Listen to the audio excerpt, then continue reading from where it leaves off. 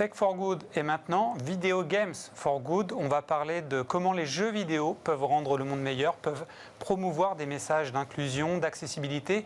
On le fait avec Michael Delova. Bonjour. Bonjour. Vous êtes game designer. Oui. Vous êtes très engagé sur toutes les questions de représentation de la diversité dans le jeu vidéo. Et si j'ai bien compris, vous êtes en train de monter un projet de jeu vidéo, The Others. Quel sera le thème de ce jeu ?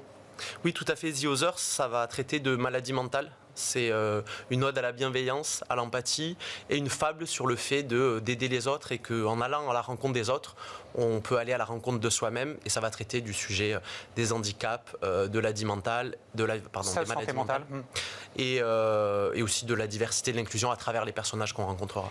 Depuis combien de temps, vous personnellement, vous vous êtes dit avec le jeu vidéo, je peux faire passer des messages d'inclusion, de tolérance, de diversité, puisque déjà l'an dernier, durant Vivatech, vous aviez organisé un concours jeux vidéo 100% éthique, le Ethical Games Jam, si je me souviens bien. Tout à fait. Donc pour vous, là, c'est un choix de vie aujourd'hui. Votre carrière, c'est de promouvoir des messages à travers le jeu vidéo.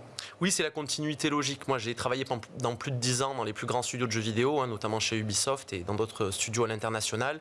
Étant moi-même LGBT et neuroatypique, j'ai très rapidement pris conscience de la responsabilité éthique et sociale que l'on a en tant que créateur, que créatrice, en travaillant sur un média aussi puissant que le jeu vidéo, qui est la première industrie culturelle au monde aujourd'hui. Qu'est-ce qui fait que le jeu vidéo est aussi puissant en fait pour passer ces messages-là par rapport à la musique ou au cinéma? Parce que dans un jeu vidéo, on joue quelqu'un d'autre. Donc c'est dans les chaussures. Tout à fait. C'est le meilleur moyen pour sensibiliser à la différence, à l'autre, puisque on vit à travers quelqu'un d'autre, un personnage, on se projette dans un avatar. Donc voilà, c'est le meilleur moyen pour vivre la différence. Aujourd'hui, moi de mémoire, quand je pense aux personnages principaux, déjà penser aux personnages principaux dans des jeux vidéo majeurs, il n'y en a pas beaucoup. Il y a le personnage principal de The Last of Us, peut-être, une femme lesbienne. Oui. Mais sinon, on a un personnage transsexuel, je crois, dans un jeu de Dontnod, c'est... j'ai oublié, Tell Me Why. Mais sinon, on fait le tour très très vite. Oui, aujourd'hui, on est en 2025, il n'y a pas un héros de jeu vidéo solo AAA transsexuel ou homosexuel. Homosexuel, avec un homme homosexuel. Le sujet d'une femme lesbienne, ça passe encore. Un homme gay en tant que personnage principal d'un gros jeu, ça n'existe toujours pas. Et donc le blocage, il vient d'où? Des mâles hétéros blancs, c'est ça? Oui, l'industrie du jeu vidéo est dominée par les hommes blancs, hétéros, cisgenres, valides. Moi, j'ai travaillé sur plein de prods de jeux vidéo. On comptait sur les doigts de la main les femmes et les personnes LGBT. Donc, c'est pas forcément de la malveillance, mais c'est des personnes qui ne vivent pas ces sujets-là, donc ils ne comprennent pas l'importance. Voilà. Et il y aurait des étapes à franchir pour en fait faire en sorte qu'un jour ce soit pas un débat d'avoir un personnage qui ne soit même peut-être pas cisgenre dans un jeu vidéo comme personnage principal? Il y a encore du travail, ça c'est sûr.